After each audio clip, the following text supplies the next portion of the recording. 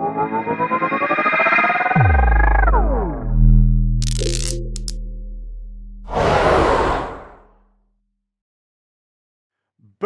and we are back, and the party is just getting started. It's been a full day of all kinds of incredible guests that have joined us on our first anniversary. Next, we have a guest who has always supported us here at BlockDown. He's the head of strategy at Theta Labs, where he works on corporate strategy, marketing, press relations, and analytics. He has been a speaker on blockchain topics and conferences like the New York Media Festival, Blockchain Connect, and NAB Streaming Summit, amongst others. He is the first in-studio guest we have ever had here on BlockDown. Let's give a very warm welcome to our friend Wes Levitt to BlockDown Studio. Wes, welcome. Thanks for having me, Chris. It's cool. Nice to do this in person. It's been a long time. It's been crazy. We need to keep our distance, but yeah, it's absolutely amazing to see people in the studio. So welcome. As most of you know, or some of you know, or maybe some don't know, we are filming in Amsterdam, the Netherlands. You're not from here. I can tell by the accent. Yeah. What are you doing here, man? Yeah, so it's a funny story, actually. You know, here at Theta, we're based in San Francisco Bay Area, most of us in San Jose. But we talked for a long time about opening a European office in London or maybe a place like Amsterdam. And just a few months ago, my wife got a great job opportunity at Microsoft, but based in Amsterdam. So we put our heads together and thought this is the perfect timing to finally make the move on the Theta office here. And so I don't think most anyone knows this, but I have officially relocated to Amsterdam, and this is the beginning of Theta Europe office. So we're very excited. Whoa, boom, breaking news right here in studio. Amazing. Well, welcome to Amsterdam. It's an incredible scene here, technology-wise, startup-wise, and blockchain-wise, cryptocurrency-wise as well. So I can show you around to some pretty interesting people. Fantastic. For people that don't know the Theta project, and listen, everybody knows the project because they see it on CoinMarketCap just like ripping and roaring up the levels here. But maybe a lot of traders and a lot of people in the scene that have seen you might not know exactly what the project is. So maybe you can tell us what Theta does. Sure. So Theta, at the heart of it, it's a decentralized video delivery network. What that means is it lets anyone with their computer or phone, tablet, use their device to relay video streams to their peers nearby peer-to-peer. So whether it's on Theta TV or any other video platform that can use Theta, instead of using the same centralized CDN like your AWS or your Akamai to get all the video segments you're getting, you can get them from your local peers. And if you contribute to this network and seed other peers, then you earn the Theta cryptocurrencies as basically the incentive mechanism. Oh, amazing. A utility token with utility.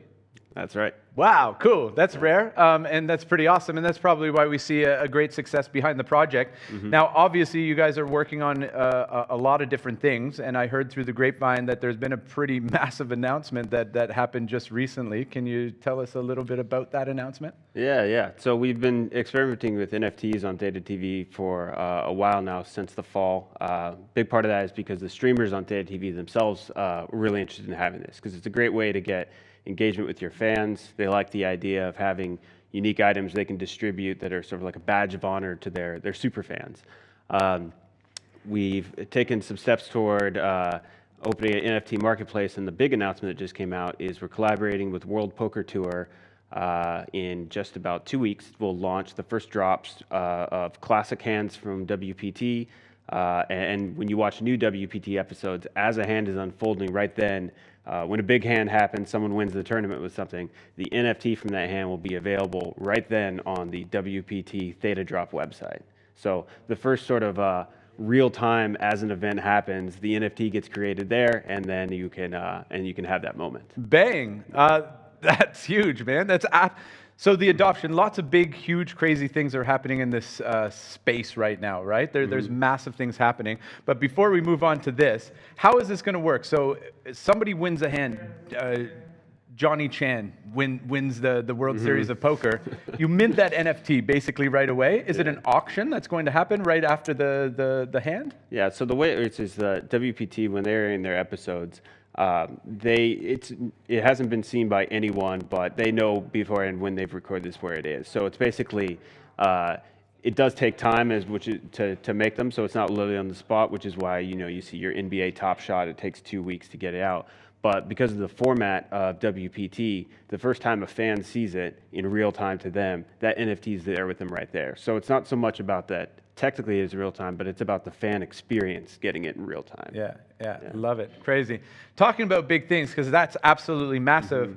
Crypto has seen adoption like never before, right? The thing we hoped for years. You've been in the scene for years. I've been in the scene for years. I remember my first Bitcoin meetup in Melbourne, Australia in 2013, and a few dorks in a room were telling me, like this is the big next thing. Right. And I was thinking, man, will I ever see this actually like come true? Mainstream is here for crypto with Coinbase, with Bitcoin obviously being part of these investment banks and Elon Musk, throwing down 1.5 billion. What are your thoughts on the adoption of this space, being in this space for so long? How does it feel? What's your thoughts? Yeah, well, it certainly feels a lot better than 2017 did because it felt like the same attention, but not a lot to show for it. So, you were there for it too. Even though there was a lot of cool things being built, it felt like a little hollow. I remember there's a tweet from around that time that even Vitalik said something like, have we actually earned this market cap? And of course the answer was no. Not to say there's not a lot of speculative hype, all that until in crypto today, but at least what's actually being built has caught up with that to some extent. And you see that with the actual adoption. The institutional involvement now is not hypothetical anymore. It's Ivy League endowments and pension funds are investing directly in crypto. I think that's a marker that you never could have imagined in 2017, but it's real, and so it feels like there's actually a little more weight behind what we're seeing now. Yeah, for sure. I could imagine it, and I just kept on thinking, and like even in 2015, I was like, this is a really safe bet. Bitcoin, Ethereum, these things. I know they're still experimental, but pretty safe bet for institutional investors to at least start to put their toes in the water. But they've jumped right in. So it's a pretty interesting time, and you're entirely right. 2017 felt like it was happening, like the world adoption was happening, but then when you really looked under the hood, it was like, what? I remember Bunny token, this porn channel token and stuff. I was like, oh no, we're doing it wrong. This is not so good. But this time certainly feels different. Yeah, and that's not to say you don't still need to be discerning. I understand why corporate enterprises would still be a little skeptical about different claims they see, and just like anything startup world, even outside of crypto, there's a lot of claims. You have to see what's real and what's not. But still, we're seeing, we saw on the enterprise side a lot of companies that were very excited to talk to us in 2017, 2018. Then for 2 years after crypto was sort of out of fashion, weren't really interested anymore. And now they are again. And I don't think that means anything directly about Theta, and you've probably experienced this as well with your project, that it's not so much what you're doing that changes it, but enterprises are very much motivated by what's the overall sentiment, and is it safe to get into this without being judged by your colleagues, other partners you have that you work with, and it does feel like they have permission now once they see enough respected names that are into this. They realize, okay, it is okay to be investing in and looking into blockchain projects. I'm not going to lose my job for recommending this to my boss. Yeah, for sure. You might have in 2017 if you did so, but it might be a different day. And it's so true. The attention brings, some security to the space, and it's incredibly exciting.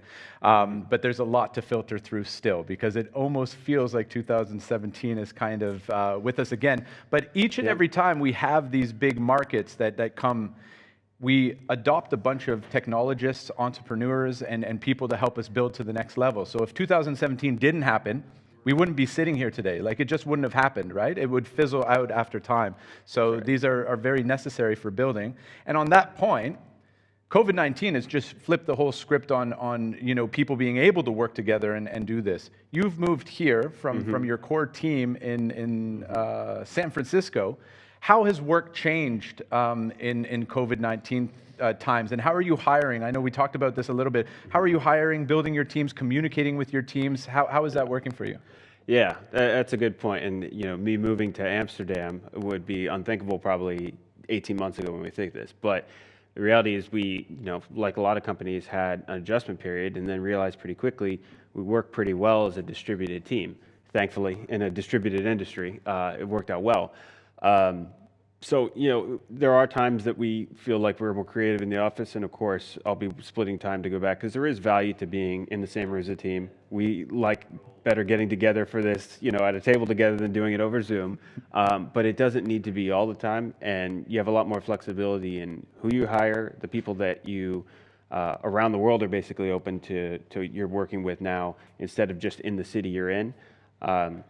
So I think overall that mix of this hybrid we'll find ourselves in is probably going to be better than either extreme. I think it's really fitting for our industry as well, right? We talk about distributed, decentralized. And so it really forces like the teams behind some of these great blockchain projects to really practice that kind of methodology of growing a team and having a real distributed team. So in this time, I know what was hard for us was the different types of tools that we would use in this time.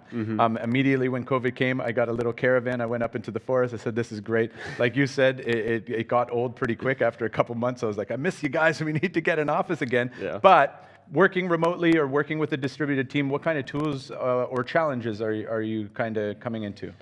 Yeah, so the very basics, you need Slack or something similar to it. That's been a godsend. I don't know how we would still have the same camaraderie if we were just communicating by email or conference call. That always on, being able to, basically chat, ping someone at all times, just like, with your coworker, shooting the shit next to them at the desk. Yeah. Being able to have something that even virtually is very important because we can still share jokes and build our team and collaborate like that. Beyond that, a lot of it's accountability. I think while we've had a very good experience because our team is all pretty heads down and we're motivated to join, we wouldn't be in this space to begin with. I could see that being tougher if you don't have the right people, because it certainly is a lot easier if someone's not pulling their weight to get away with it. Right. There's less accountability. You're not being watched over some time. That's great if you're working with a lot of self-starters who are motivated to build something for its own sake, because you don't have to tell them to do their job. Yeah. But I'm sure that's going to be more of an issue in some folks, and so it's not all sunshine and rainbows for everyone to be remote all the time. But I think on balance, it's been good for us at Theta. Yeah, you definitely need that, right? Like our industry is exciting, so we attract like people that are motivated to do this work. Yeah. But it's going to be really interesting. Like on this subject, it's going to be interesting to see what these big corporates actually end up have happened to their business models, because let's be honest, most of you guys that are working for these big corporates, you don't love what you're doing, yeah? But you love the social aspect. It's almost like school. You don't like learning, but you like going to school because your buddy's there. It's going to get really crazy, I believe. Yeah, the future of work is going to be quite something, and I think it's going to change the landscapes of corporations, businesses, and how we distribute wealth and industry across the globe. Yeah, that's very true. Before I entered the blockchain space, I worked in commercial real estate for a number of years in San Francisco, and I'm sure it'll absolutely change the face of what the city looks like, and residential as well, because if you're familiar with the rents and the home prices in the Bay Area, a lot of people pay it because that's where you have to be to get the right tech job. If that's not true anymore, it totally changes the landscape of what you pay for it. The SOMA and FIDI being the place where everything in San Francisco gathers around, and play that out over every city. It's just people are going to live differently. Wow, it's crazy times. Like hearts and thoughts go out to everybody affected by this absolutely crazy virus that's ravishing the planet right now. But there's so many different things that this virus is changing. So we were invited to one of the biggest headquarters of one of the biggest banks in the Netherlands to collect a blockchain award. So we got noticed by the Dutch corporates there. But I walked into their headquarters, and it's like a 50-story building downtown, one of the most renowned buildings in the city. And they let me know that everybody's working from home indefinitely, and nobody's coming back, and they're giving money out for people to relocate and move. And it's like done, And I'm thinking, whoa, what's going to happen here? Absolutely crazy times. Listen, we're running out of time. Hopefully you can stick around, have some sushi. We just got some sushi I haven't eaten all day, so that should be fun. I'm going to have a Heineken too behind the scenes. Maybe right in your face as well. But But maybe you can finish off with some news. You said something that's going down in June that's pretty interesting that you may be able to share, and yeah, would love you to let us know first what's going on, and then how people can join the Theta party. Yeah, so it's kind of got lost in all the news about the NFT marketplace, but our mainnet 3.0 is coming end of June. We're really excited about this because the workers of the Theta network, the edge nodes that power this video delivery network, we're trying to build that up into as robust and as large of a group as we can, so that when we're talking to potential video platform partners, we can say this is basically a group of, right now it's 30,000, we want it to be 100,000 or more. This is a powerful network you can tap into to deliver your video more effectively. And mainnet 3.0 is going to be all about changing incentives so that there's more and more edge nodes and they're being rewarded, so that they're always on and always making this a powerful network. So that's a few months out, but we're excited to start building up toward that, and we'll have some more releases along the way. How do you go from 30 to 100? What's the game plan? 30,000 to 100,000? Yeah, the biggest thing is basically finding the right way to match the supply and demand, because right now you'll have sometimes where there's so many workers in one area that you won't even have jobs enough for them to do, because there's not enough video to be relayed, whereas in other places there's too many. Or there's not enough, and so it's not delivering it effectively.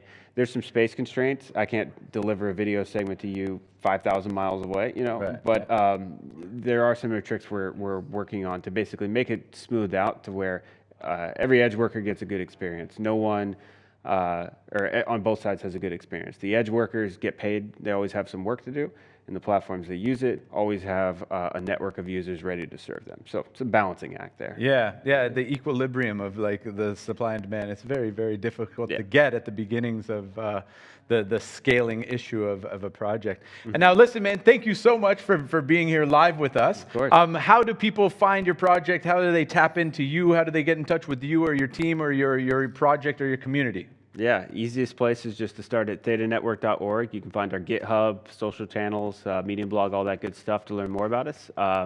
And yeah, join our discussion channels and start asking questions. We love when new people are getting involved. Awesome. Wes, thank you so much for joining us in studio.